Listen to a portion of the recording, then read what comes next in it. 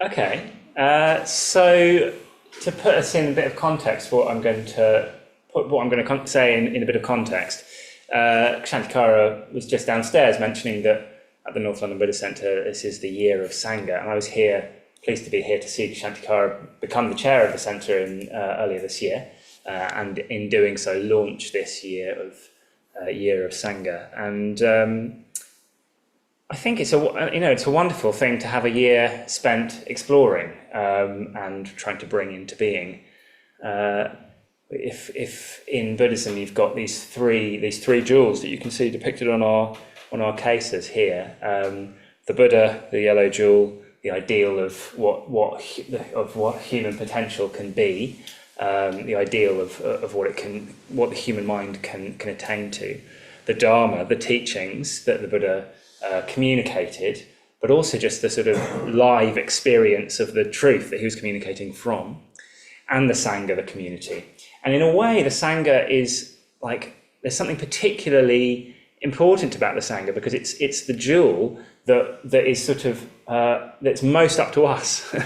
The Sangha is only alive right now in the people that are practicing the Dharma. If the Sangha dies out, if people stop practicing, either stop practicing altogether, or probably more of the danger, stop practicing in a kind of meaningful way, in a way that's really transforming us. If that dies out, then the Buddha and the Dharma go with it as well. So it's the bit that we keep alive.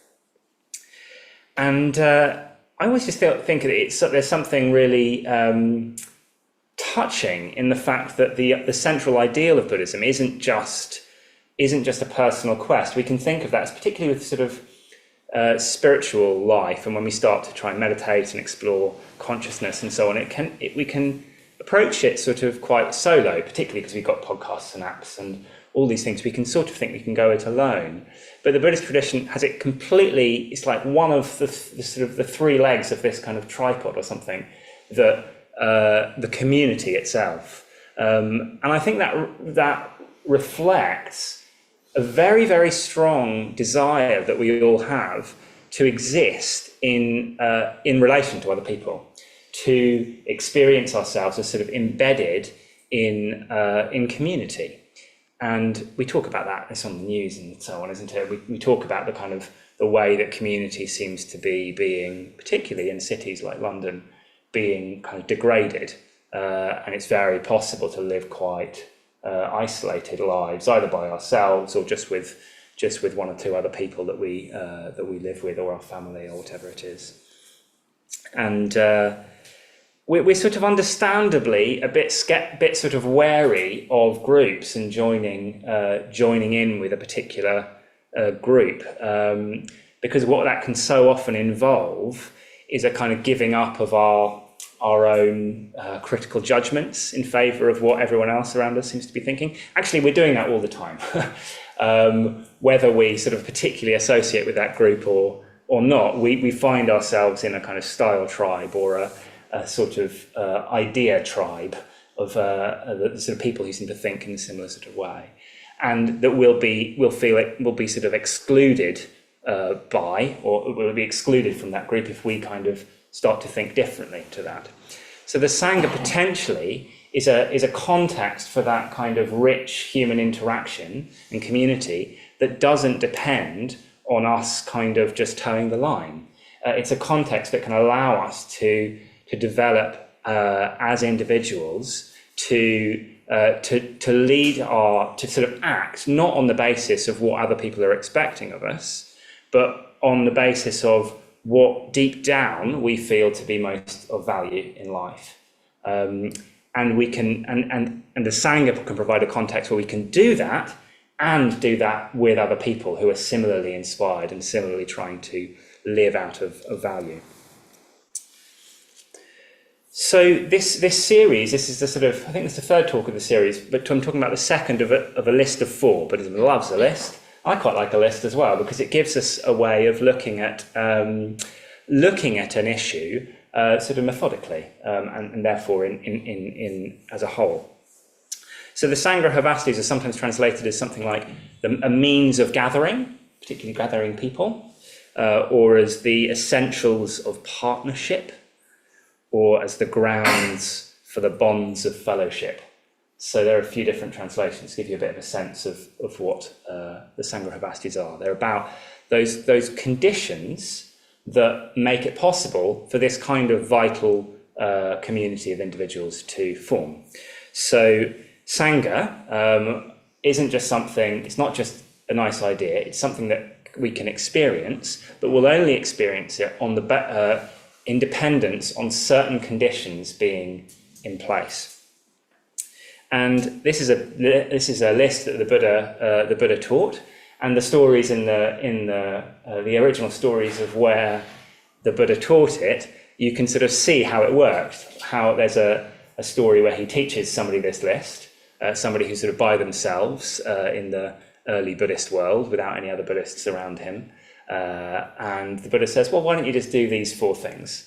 And then when he comes back, this guy's got like a massive Sangha around him because he just did that. And so that it's there in the tradition, but also I quite like the fact that the Sthiramanas Centre in Sheffield, friends of ours, when there was a sort of revival at that centre in which they just decided that everything they were going to do was going to be about these 4 things, and it seems to have really worked. It's a very, very alive situation now, so they work. So what they are, Dana, Priyavadita, Artacharya, and Samanatita. So I'll say what they are. So firstly, Dana, and this was explored last month, Dana just being giving, generosity. Yeah, so the Sangha comes together on the basis of us just giving to one another. So rather than this centre, say, being a place where you pay your money and get your meditation class, it's somewhere that you can, as Shantikara was talking about, you can just give to. If everyone's just giving to the situation, it'll be fine. It'll be more than fine. And the relationship of everyone in it will be as something that, in relation to something that they love, rather than something that they expect something from. And the relationships between the people are they're sort of opened up. We're not existing as sort of me getting what I want from the people around me. We sort of open ourselves, we sort of break down some of the barrier between ourselves by giving of ourselves to other people. And in doing so, we communicate care for other people. When we give something to someone, even something small, even just holding the door open for someone, it communicates that I'm aware of you and there's some care there. So if we keep on doing that, that has an effect.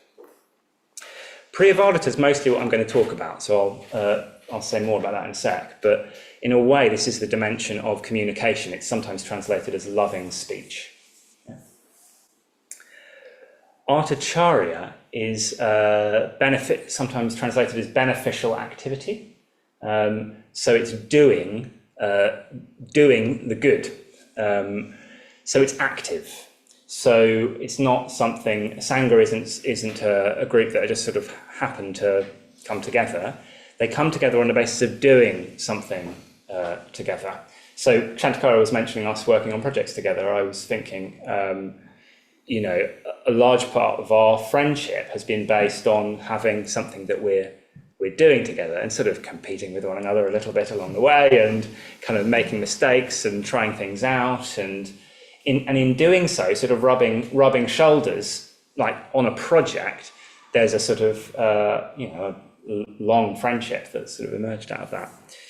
And it means that together as a Sangha, it's like ideally what we're doing is we're all facing outwards rather than just facing in to one another. We're all facing outwards and doing something together. And mostly what we're doing is trying to share these values that we personally have found so transformative. So not just sort of being here in our Buddhist centre, but welcoming people into the Buddhist centre.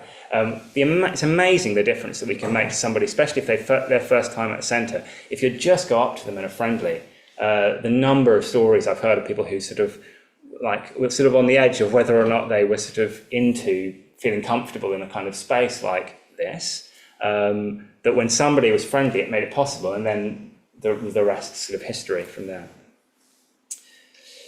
And lastly, Samanatita is generally translated as exemplification.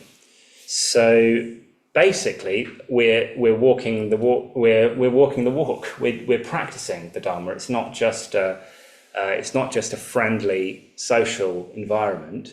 We're all trying to do something that is noble and difficult, which is to transform our minds. And the more we get to know our mind, the more difficult we see that is to do. Possible, but challenging. And we exemplify the fact that we're making an effort, not necessarily that we're all, those of us who've been ordained. Hopefully that's what we're trying to do is to exemplify the path of practice, rather than saying we've sort of already done it all, because we haven't, sadly. And we really need the kind of possibility, what's possible for the human mind, to kind of be shown to us. We need to see it in other people. We could say that the Dharma is caught, not taught. It's not something that we sort of learn from books and so on. We can learn something, but really we need to just see those qualities in other people. Recently we had Subhuti, who's a very, very experienced teacher in our tradition, who's the president of our centre in Bethnal Green, come visit us. And I just spent a bit of time with him in different contexts, where he just communicates very frankly and in a way that's very frank and very friendly, where it's a little bit risky, but very sort of alive and friendly. And I felt like over the last couple of weeks since he's left, I've had a lot more communication like that, just because I sort of saw it in the possibility of it was much more sort of present for me. Yeah. Anyway, there's these are the things that we can do. These are the things that we can put in place if we want to bring Sangha into being. And today I'm just going to say a little bit more about Priyavadita, about this loving speech.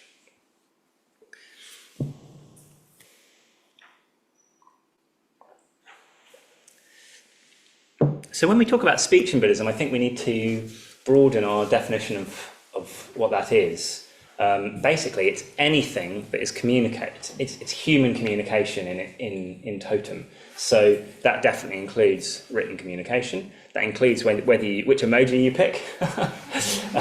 Something's being communicated, isn't it? It also includes not just what you're saying, but how you're saying it, the tone, the body language, everything that's going with that. And even something else that's happening underneath that, the sort of atmosphere between people. And so, of course, the quality of that atmosphere, the quality of the communication that's going on between people is really, really important in creating an ideal community that is Sangha. So we affect one another. We affect one another really, really in ways that are much stronger and more subtle than we mostly realise.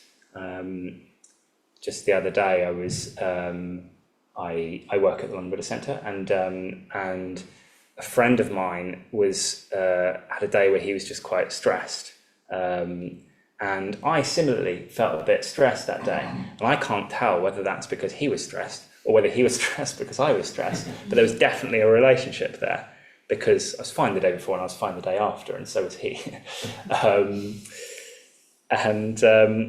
So we really affect one another, but most of the time we don't quite recognise that, or we believe that we don't. We believe, it's very tempting to believe that we sort of exist in our own little bubble. And there's all these kind of, there's all these forces that make us just think that we are kind of in some way separate from the world. That is, whether they're the forces that are making us less inclined to spend time with other people and more time looking at a phone screen or whatever it is.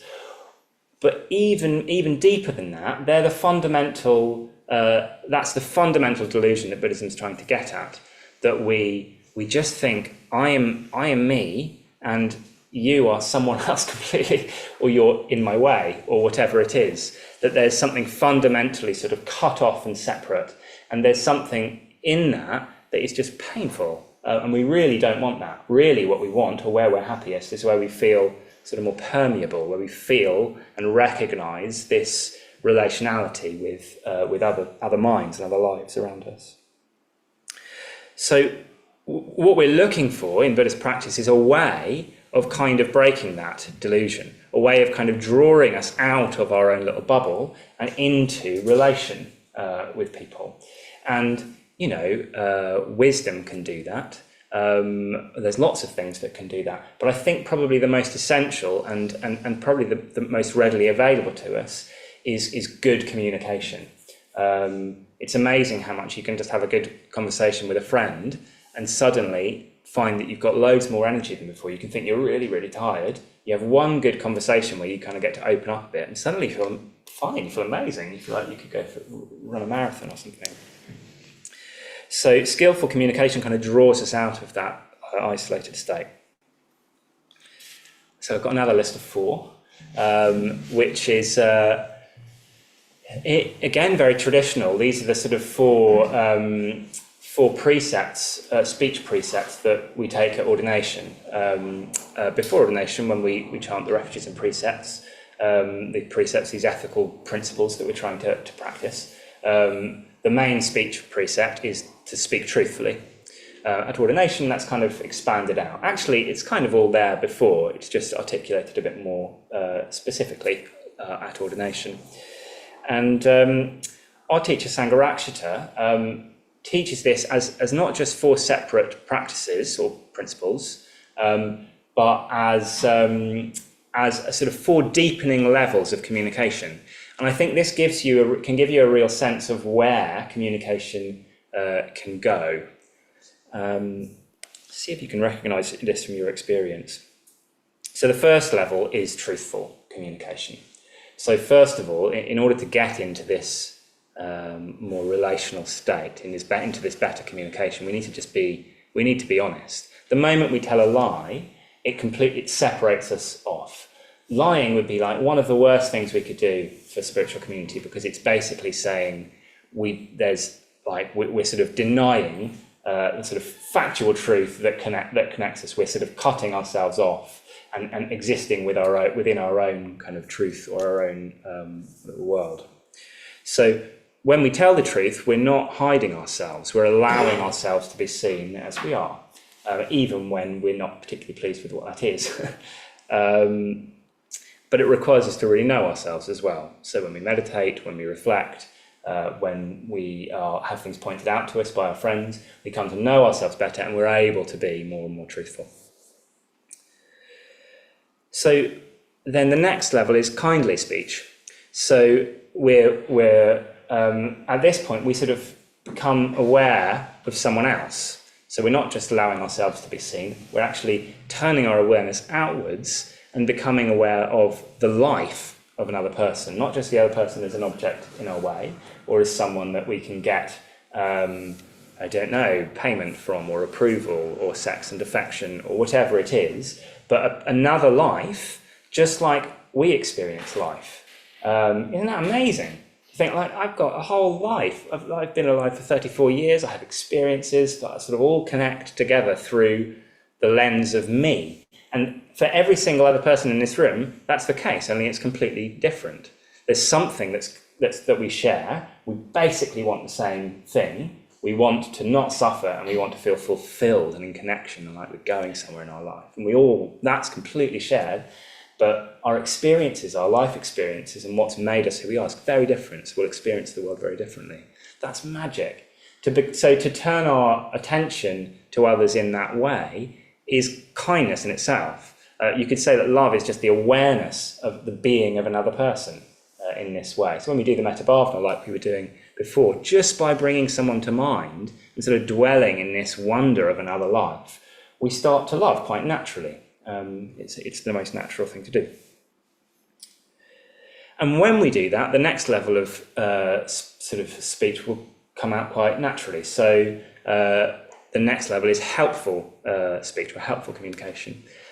So when we see that someone's a person just like us, we naturally want them to be well and happy and not suffer and make progress. It's completely natural. And so our communication will tend in that direction.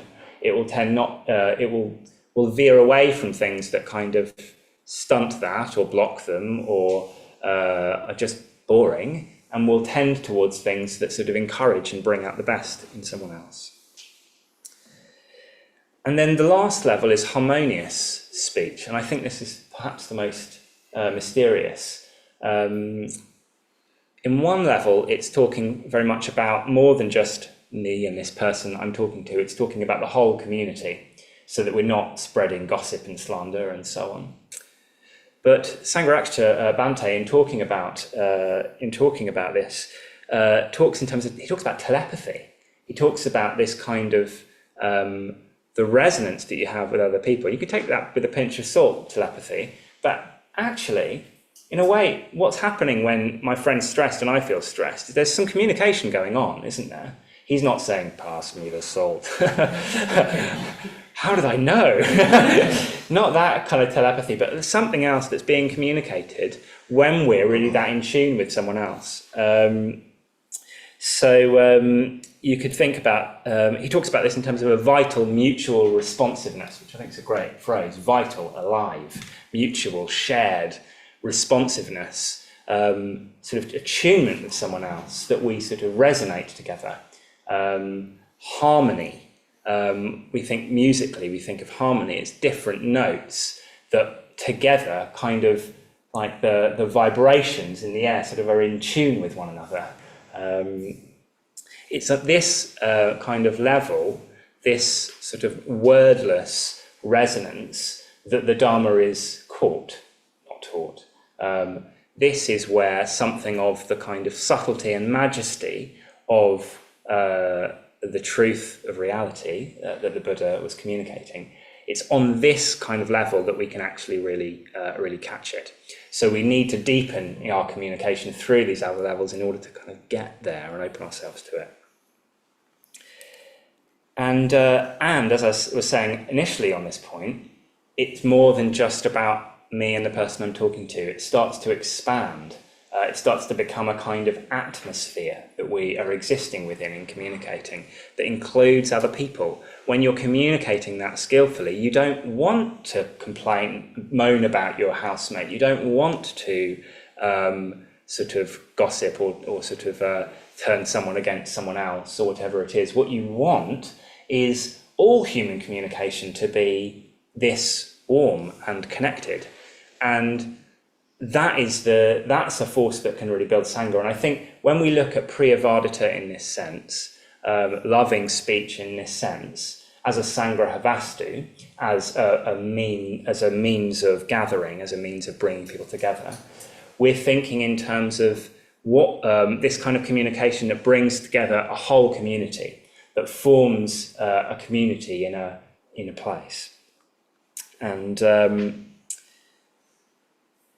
So we're thinking about how can I communicate in a way that contributes to this kind of atmosphere, an atmosphere that is pleasant to be around, that is sort of attractive, that feels alive. If we want that, we need to help to create that. And the way that we create that is in this kind of space in between people that is communication. So that's affected by what we say, by how we say it, and by something just of our mind generally, the states of mind that we find ourselves in. So a few things, I thought I'd just say a few sort of more practical points on that. Some things that we can beware of in communication, and some sort of opposites to that we can try and cultivate a bit more actively. So firstly, I think we can be aware of swearing. Yeah. So swear, if we're sensitive to it, we're sensitive to this kind of atmosphere between people, we'll notice that swearing is a little barb, even when it's meant in jest rather than with aggression. There's a sort of coarseness to it that kind of puts a little dent into the atmosphere. I used to swear loads, and I used to think it was very witty. In a sense, rather than swearing, instead really cultivating politeness. In a sense, that isn't very cool. Especially when you're a teenager, that's not very cool to just be polite and rather than kind of a bit edgy. But being cool is highly overrated. as we get more sensitive, particularly as we meditate, you really notice. I remember being on a retreat and we were cleaning up at the end of the retreat, and I walked into this little kitchenette, and somebody just started kind of effing and blinding. I just remember feeling I just completely wanted to get out of that. He wasn't doing it in a way that was trying to attack anyone, but I just didn't want anything to do with it because I was in a very sensitive state. Whereas if we're polite, we're communicating care. There's a sort of gentleness, the edges are rounded. There's a sort of smoothness to that kind of communication. So that's swearing. But we can also be aware of triviality, of just talking nonsense, just talking about stuff that doesn't matter. It's very tempting to do this. It happens sort of everywhere, doesn't it? It's the chat you have at the hairdressers, it's the chat that you have with family members you don't know very well, it's the chat that you can it's our natural sort of go-to, is to talk about, the weather and what's on Netflix and the sport, and and that's not to say that any of those things, we should never speak about any of those things, but it's like, as a baseline, it's pretty unsatisfying, isn't it? I've got this quote from Sangharakshita talking about triviality. He says, one of the great disadvantages of mass media, he wrote this in the 80s, so this is all the more true now. One of the great disadvantages of mass media is that trivialities are given an importance that they absolutely don't possess. People need to be delivered not just from tragedy and disaster, but from triviality. Triviality, in fact, is one of the greatest disasters that can happen to us. So, isn't it? It's just it's wasting our life to be spending our time and our attention and our sort of valuable human connection talking about things that we don't actually care about, and that don't or that we only care about in the most superficial way, that we'll care about something completely different next week, rather than those things that make life sort of value, or worth living, worth investigating, worth making the most of. And actually, I've definitely found in Buddhist contexts, in Sangha, this is where I've really felt like, wow, suddenly I can talk in a way that feels meaningful, and that's often something that people relate, is that you can have a conversation that feels substantial. There's something in the atmosphere that allows that. The challenge is, can we sustain it? The longer we spend together, the more it's easy to kind of slip back into this. I've sort of noticed this on retreats. Everyone's sort of very absorbed and together, and right at the end of the retreat, the conversation just kind of slides back into this. So can we see if we can resist that and keep our communication, rather than trivial, meaningful, inspiring, of value? And another thing to be wary of is cynicism, particularly in talking about those things that are of most value. Our culture is so cynical of things that it doesn't understand, and really we don't understand a thing about the thing that is most important, which is human consciousness. All of our experience we only have because we're conscious, and we don't know what that is. So we've got all the clever things to say about the contents of consciousness, but very, very little that we understand about the quality of it, the fact of it itself. And what that is like is difficult to talk about, and exists in the realm of that which is not that known. And it's fine not to know, and it's fine to be sort of skeptical in the questioning, interested sense, but it's not okay, if we're trying to grow, to just write things off. And that's such a strong habit, even when we're practicing, because it's all around us. It just stops us in our intuition that we can grow, that there is more of value to life, that there's more in potential in the mind. And its opposite would be something like encouragement, like a sense of openness to that which we don't know and what we might move into. And yeah.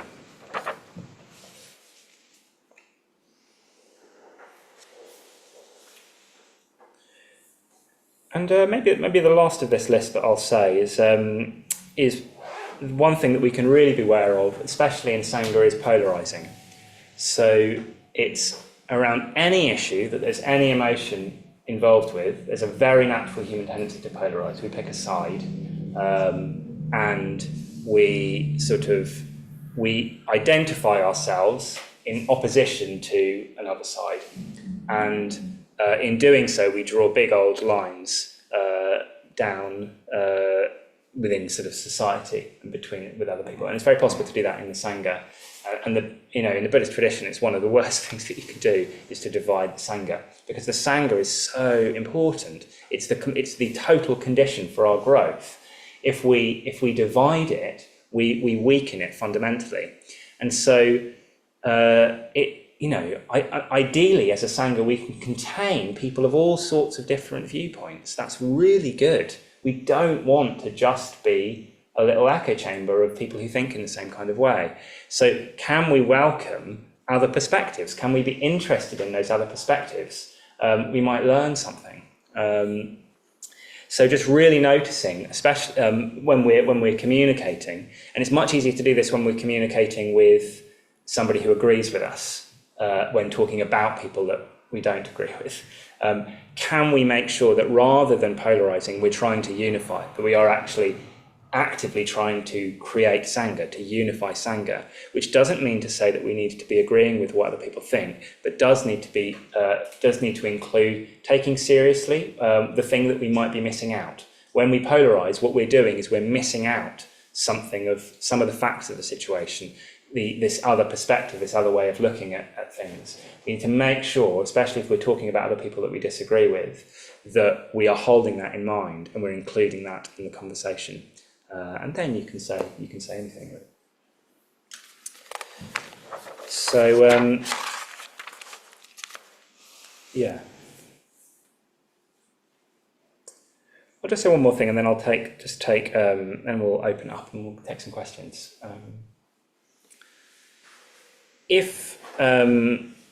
So the one thing I just want to encourage you to think about is just one more thing to have you think about is how we communicate, just what means we use to communicate.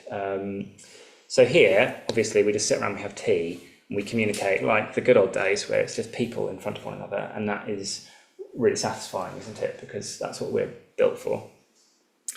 But now it's possible with digital technology to communicate to sort of compress our communication, basically, to take the sort of richness of face-to-face communication and compress it so it's kind of portable. So you can fire it across to Australia and someone can get back to you. And there's that's great. It's really, I mean, that does have very positive outcomes. The fact that I'm able to talk to people here online, the fact that you're able to join us, that's fantastic. The fact that we can stay in touch with people that we wouldn't otherwise see and so on, that's really, really good. The downsides of it is that it keeps giving us the sense that we're in contact with people, even if we're just sort of looking at pictures of them and pressing a heart button or sending the odd short text message that's stripped out a lot of the kind of richness, that sort of interrelational kind of harmony and resonance that you can get face to face. It's stripped a lot of that out, but given us the kind of sense that we're still in contact with people. It's like sort of fast food. It's like we're full, but we haven't actually not got any nutrition. We're not really fed. And so we really need the real thing, and we need as much of the real thing as we can get, and resist the sort of temptation to kind of take the easy route and send a short message rather than pick up the phone, or rather than get a voice call, or rather than meet up one-to-one and actually talk. And this requires a collective effort if we want to sort of fulfill that deep desire that we have for our consciousness not to be alone in the world, to be in relation with other lives. We need the conditions in place that allow us to take that risk. we can't just expect that to happen. There's very few people we can have that with, and it needs to be something that is shared and built up together so that we can feel secure enough to take that kind of risk, to show ourselves, to try and talk about the matters of life and death. And that is our effort to make. That is your effort here at the North London Buddhist Centre to make. If you want your life, or at least part of your life, to play out in that kind of context, then you need to make it happen. And there's these 4 different ways that we can do that. So keep coming monthly and find out a bit more about the others. But see particularly over this next month if you can really pay attention to your communication. Can you make it truthful? Can you make it kind and aware of another person? Can you make it helpful? Can you try and make your communication be pointing somewhere of value? And can you see if you can tune into that kind of that sort of quiet harmony that is possible between other people who are aware of one another and kind of pulling in the same direction towards value?